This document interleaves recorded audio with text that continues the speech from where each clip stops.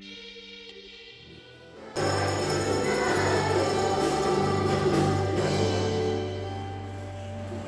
ngalan sa Mahal ug sa Anak ug sa Espiritu Santo. Amen. Ang grasya sa atong Ginoong Jesucristo kagugma sa Dios ug ang panaghiusa sa Espiritu Santo mana kaninyo. Manas kanino. Mga igsoon, sa pagsugod nato ining santos nga misa, nining pangilin ni San Pedro ug San Pablo, mga apostol sa Ginoo, mangayo kita sa kapasaylohan alang sa atong mga kalapasan aron mahimo kitang takos sa pagsaulog nining santos nga misa.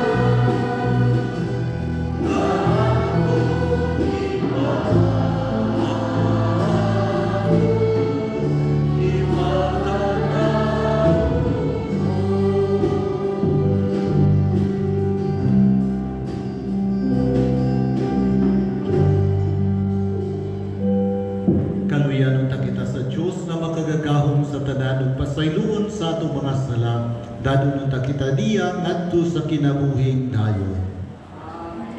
Himaya sa Diyos dito sa langit.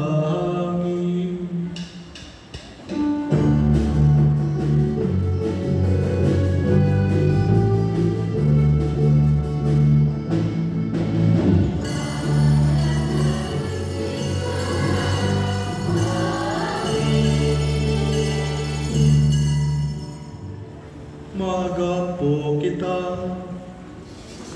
O Diyos, imong gigasa ka namo ang kalipay sa pagsaulog nining solemneng piyesta sa mga apostoles Pedro ug Pablo. Pinagi kanila ang simbahan na kadawat sa sinugdan sa reliyon. Ihatag sa imong simbahan ang pagsugod sa tanan nga ilang gisugo. Kini among ipangayo pinagi sa among Ginoong Jesucristo imong anak, nga buhiyog hari man kanimog sa Espiritu Santo, Diyos hangtod sa kahangturan. Amen.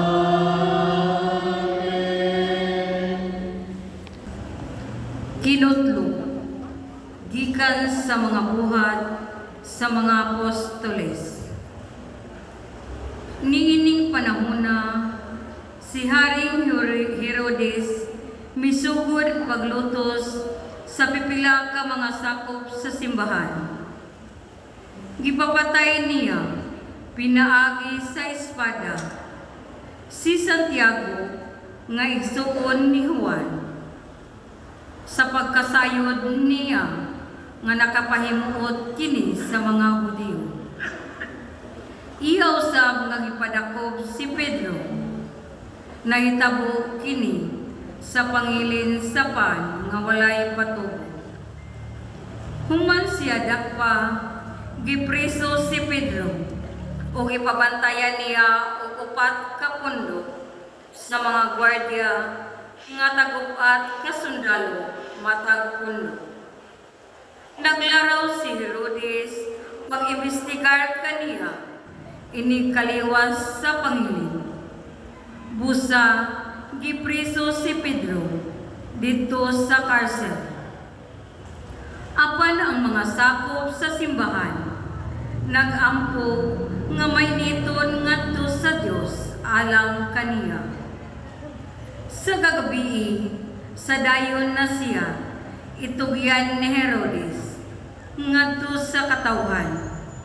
Natulog si Pedro nga gitaliwad-an og duha ka mga gwardya.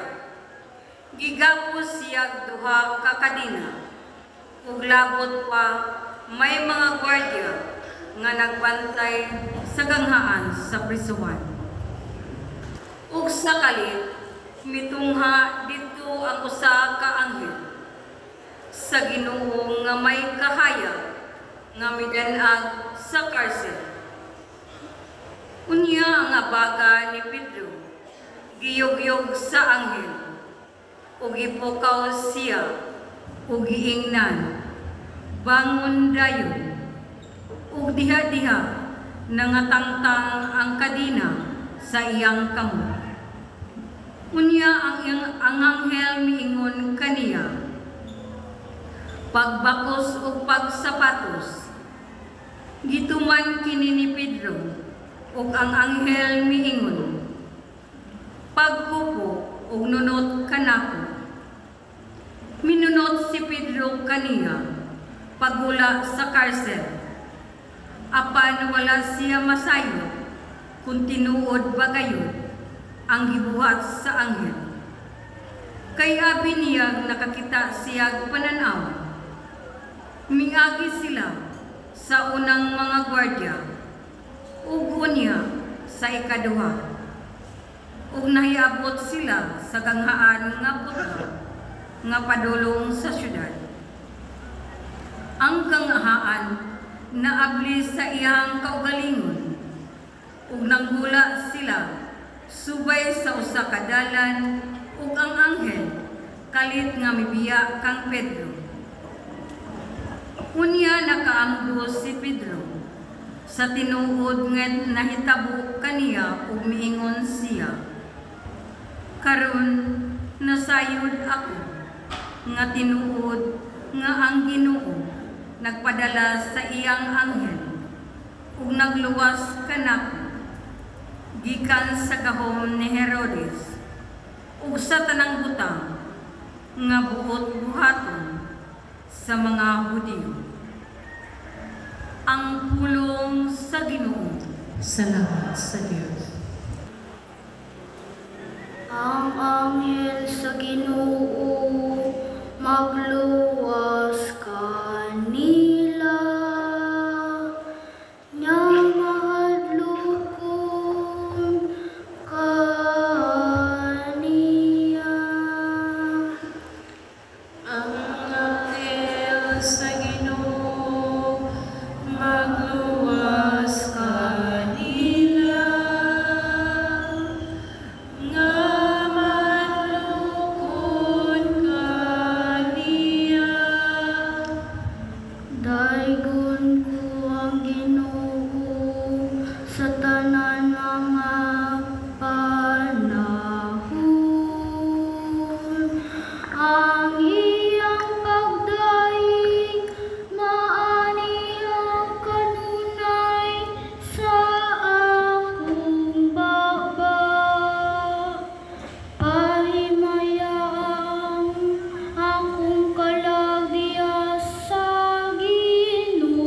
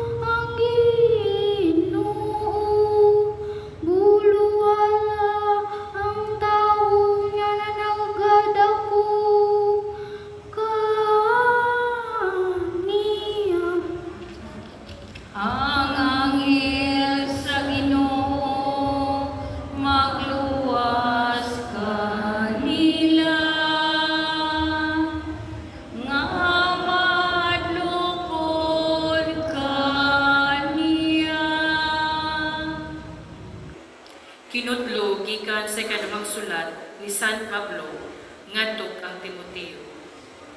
Bahin kanako miabot na ang takna nga iula ang dugo. Panahon nang ampiya ako niining kinabuhian.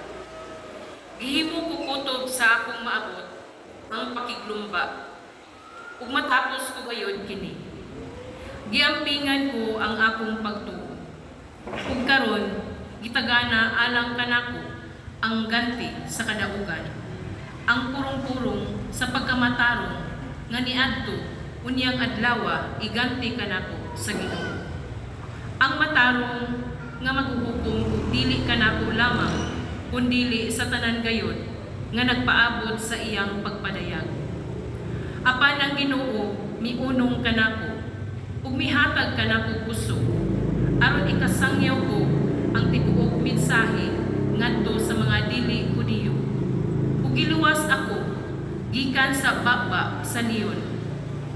Ug luwason ako sa Ginoo gikan sa tanang kadautan ug dadon ngadto sa iyang langitnong gingharian. Kaniya ang himaya hangtod sa kahangturan. Amen. Ang pulong sa Ginoo. Sa Diyos.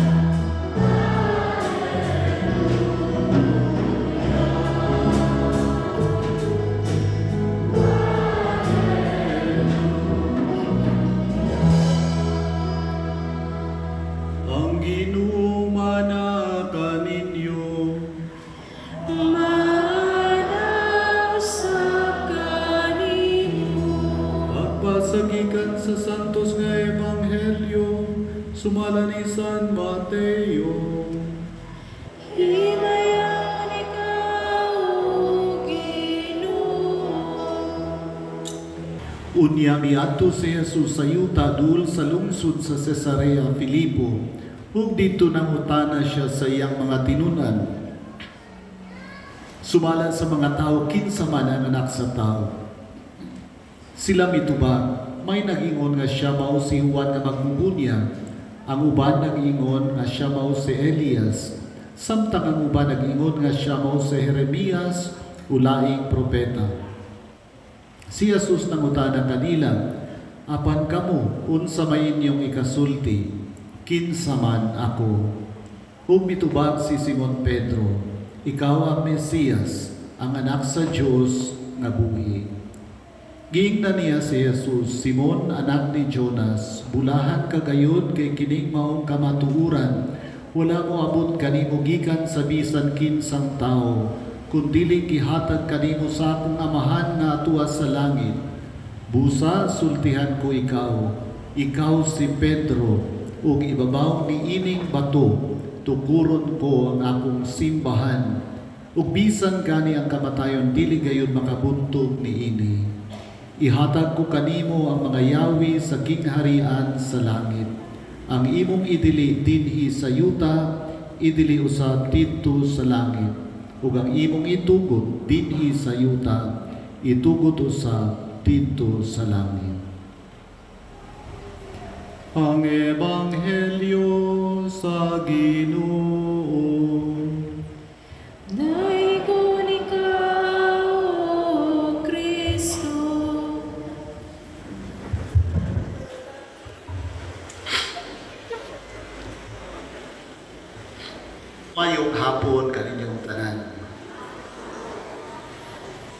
karong Domingguha nakapula na sad ako no diri ang chasapol ang atuang altar pula tungod kay nagsaulog ta usa dili usa duha ka martir no ang atong mga super apostles nga sila Peter ug Paul. Ikalima na ni siya mga kaigsuunan, no? Mga Domingo kasunod-sunod nga naagyo'y special feast. Sukan pa ni atong adlaw sa Ascension, gisundan o adlaw sa Pentecostes, then ang adlaw sa Santissima Trinidad, then last week ang Corpus Christi, last Friday of course ang Sacred Heart of Jesus niya karon mao ang kapistahan nilang San Pedro ug San Pablo. Kini silang duha ka apostol mga kaigsuunan, maingon nato they came from very different backgrounds, no? Pero pareha silang gitawag sa atong Ginoo. Si San Pedro came from the working class. Ingno nato from the very ordinary of peoples sa ilang kapanahunan. Mga mangingisda dito sa lanaw sa Galilea. Kung gitawag siya sa atong Ginoo. And by personality, maingon natong akini si San Pedro, usa ka very impulsive person. Kanabang tao nga naagyo dayoy kasulti, naa dayoy opinion sa bisag unsang pangutana or sitwasyon, no? And diri nato makita na every time na ipangutana ang atong Ginoo, ang kasagaran yun mutubag, mao dayon si San Pedro. Atong ebanghelyo karon na atong nabatian, ang mga tao naglibog kung kinsa man ning tawhana si Jesus, no? Unsa man siya propeta or kinsa kani siya daang propeta nga nabanhaw. And nangutana si Jesus sa iyang mga disipulo, kamo unsa may inyong ikasulti? And of course, Peter being the impulsive one, no? Tubagdan dayon siya, ikaw ang Mesiyas, ang anak sa Diyos nga buhi. Nindot kayo kay sakto ang iyang tubag, pero dili biya kanunay sakto si Pedro, no? Shortly after this, ipadayon ninyo ni ang chapter 16 sa Ebanghelyo ni Mateo, ingon dayon ang atong Ginoo nga muadto siya sa Jerusalem, ug dito sa Jerusalem pagadakpon siya ug lutuson ilansang sa krus. Ug si Pedro na sa inibabag kaniya, dili ka na mahitabo Ginoo. Ug unsa may nadangatan niya, giingnan siya sa Ginoo, pahawa Satanas, no? Natawagan na po siya Satanas, bago rin siyang gipakpakan tungod kay sakto yang tubag. Unya karon na kuan na po siya, na zero na po dinuon siya. And maugid niya ang pattern sa kinabuhi ni San Pedro na ay katong sa katapusang panayhapon nga ang atong Ginoo niingon na hugasan ko ang inyong mga tiil. Ug nakita ni Pedro para raman na sa mga servants ang imong para na ang servants nga muhugas sa ilang master. Karon ang master na kumoy muhugas akong tiil, dili na mahimo Ginoo. Ug niingon ang Ginoo, kung dili ko hugasan ang imong tiil, dili ka kabahin kanako, no? Wala kay kabahin kanako. Ug niingon dayon sa Pedro, ug mao day kana Ginoo, ayo lang ang tiil hastang ulo pagyud. Ug niingon na po ng Ginoo, no? Kanto nahugasan na limpyo ng ulo, ang ila na lang tiil kinahanglan hugasan. Ug napagyoy sa katapusan, dapita, no? Kantong nanihapon na sila. Unya ningon ang atong Ginoo nga aduna kaninyo'y magbudhi kanako, no? Unya dapon ko ilansang sa krus. Ug ningon si Pedro, dili gyud na mahitabo Ginoo, no? Andam kami mo halad sa among kinabuhi para kanimo. Apan pag-abot na sa panahon nga gidakop ang Ginoo, wa gyud nakit ang anino ni San Pedro, no? Sumunang maingon nato mga kaigsunan nga back and forth ni si San Pedro na siya'y strength, no? Pero naapod siya'y iyahang own weaknesses. Pero what we know for sure is that he loved the Lord. Nabitaw to'y incident pagkahuman na sa nabanhaw ang atong Ginoo, nga gitagaan siya chance sa Ginoo sa pagbakwi sa katulo ka beses nga iyahang gibudian ang atong Ginoo nga wa niya giila ang atong Ginoo in front of people. And so 3 times the Lord asked him, Peter, do you love me? No? Kunya tubag-tubag po yun din taon si Pedro, yes Lord, I love you. Katulo siya pakutan-a. In fact, on the 3rd time, nag-uul na si San Pedro. No, andingon siya, kay bao magyud ka Lord nako, you know that I love you. Of course, dili lang kayo taas ang level sa ako ang paghigugma nga imo siguro gi-expect, pero I do love you. Ug nindot kayo kay little by little sa iyang kinabuhi, iyang yung ipamatud-an ang iyahang paghigugma sa atong Ginoo. Pagkabanaw sa atong Ginoo, ni-spread ang mga apostoles all over the known world of their time. Si Pedro naabot sa Roma, kay ang Roma man maoy Amerika sa ilang kapanahunan o Dubai sa ilang kapanahunan. Tanang tao gusto mo ato dito, ang sudakan po kayo mga Hudiyo na dito sa Roma. And Peter, no, being the vicar of Christ, niadto po siya dito sa pag-follow up sa mga nagtuo kang Kristo. But it was there that persecution also started with the Christians, no, being declared as illegal. Si Nero on the year 64, no, nihimo og balaod, non esse licet Christianus. Bawal ang mahimong Kristiyano. And so just by the fact na usa ka Kristiyano, pwede gid ka ipapatay. And that is what happened to Peter. Of course, again, he was vacillating, no? Na panahon nga mo iskapo na unta siya dito sa Roma, pero nakita na po niya ang vision kang Jesus na nagpasaan sa iyang krus padulong sa Roma. And so ni-decide siya, uy, ang ako ganing Ginoo, no, willing yun magpasaan sa iyang krus again for me. And so I will offer my life for Jesus. And so he did, no? Iyang ihalad ang iyang kinabuhi, gilansang po siya sa krus sama sa atong Ginoo, ug kay ingon niya dili man ko takos na mamatay sama sa akong Ginoo, gihangyo niya nga balihon ang krus. And so he died upside down, offering his life for the Lord. And that one happened on Vatican Hill. Kung asa na karon ang Vatican nga simbahan, kung asa na ito makita ang Santo Papa sa TV, no, mag-Angelus, right there at the bottom of the altar, directly under the altar, naadiha ang lubong ni San Pedro. Si San Pablo, kinsa man ni siya? Well, kung si Pedro was from the working class, si San Pablo was from the elite class. He was a member of the Pharisee. No, ang mga Pharisee, mauna silang mga experts sa balaod. Well respected in society. And sa ito pa nagtuon siya, no? And mauto nga pagkadungog niya ni ining sekta sa mga Hudiyo nga nagasunod kang Kristo, nasko siya. Kay si Pablo na sa iyang kinaiya, no? Nga unsay sakto, insakto, unsay sayop, sayop. Namang yung mga tao po inaana, no? Nga murag lisod kayo i-bet, bitaw. So mga puning una-una ni San Pablo, no? So kung sayop na sila, kinahanglan natong santaon, kinahanglan natong i-stop. And so he was one of the first who persecuted the Christians. In fact, sa iyang pagkabatanon, nagtindog siya, nagbantay sa mga sapot ni ato mga tao nga naghukas kay ilang batuon ang unang martir nga Kristiyano, no, si San Esteban.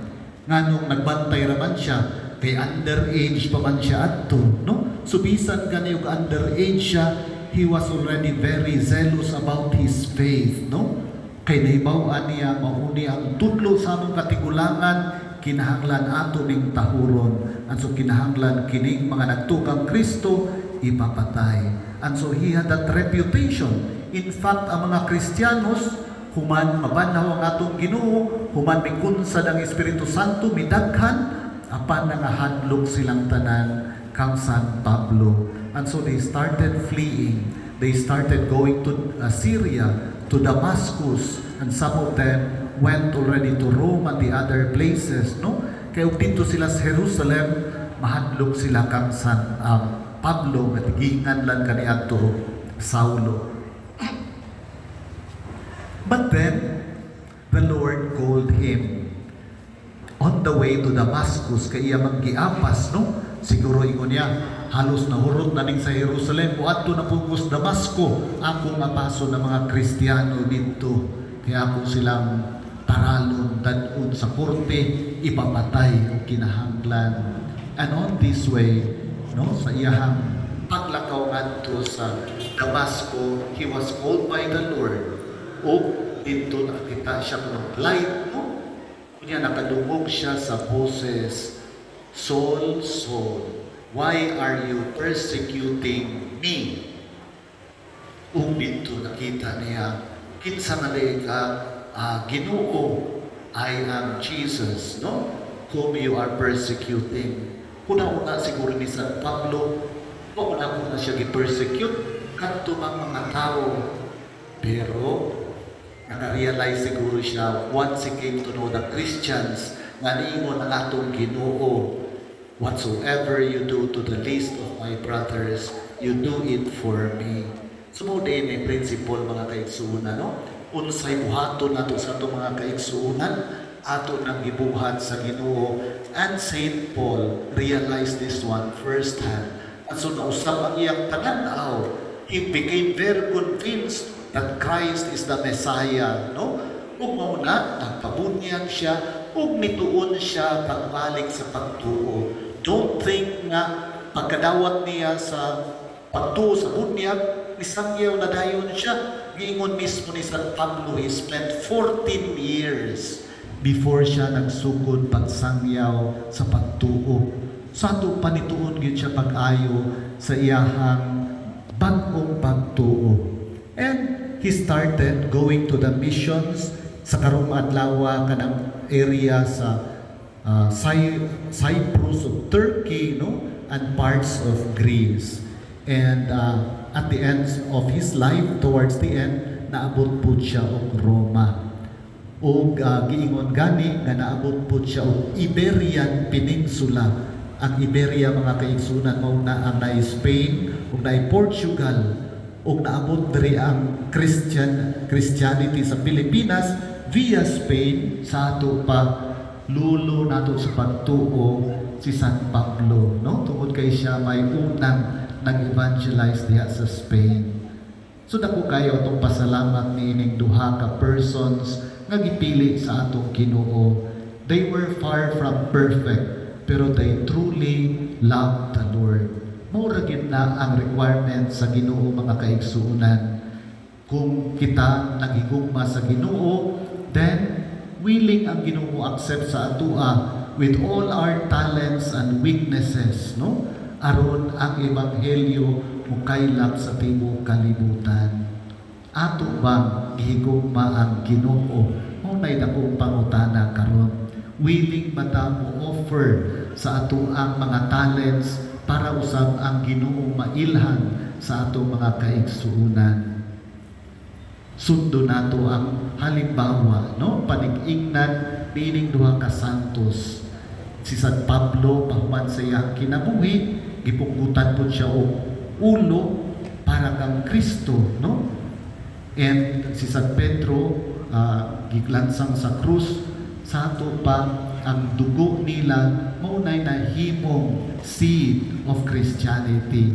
Hinaut-utak nga mga gagmay pud natong mga pag-antos nga ma-experience tungod sa ato ang pagtuo maka bisbis usab, no? Niini mga seeds sa pagtuo diha sa atong mga kaigsuonan aron na ang Ginoo mas mailhan pagyud sa tibuok kalibutan. Sa ngalan sa Amahan, sa Anak, sa Espiritu Santo. Amen. Ug karon imantala nato ang atong pagtuo. Nagatuo kami sa usa ka Dios ang Amahan na makagagahom sa tanan. Magbubuhat sa langit ug sa yuta, ug sa tanang mga makita ug dili makita. Nagatuo kami sa usa ka Ginoo, si Jesucristo ang bugtong anak sa Dios. Gianak sa amahan sa wala Napay katuigan, Dios gikan sa Dios, kahayag gikan sa kahayag, matuod nga Dios gikan sa Dios na matuod. Gianak dili binuhat, usab kinaiya sa amahan. Pinaagi kaniya nangahimo ang tanan. Tungod kanatong mga tao ug alang sa atong kaluwasan, dikanawag siya sa langit. Sa talang sa Espiritu Santo, nahimo siya nga may lawas gikan ni Maria nga ulay ug nahimong tao.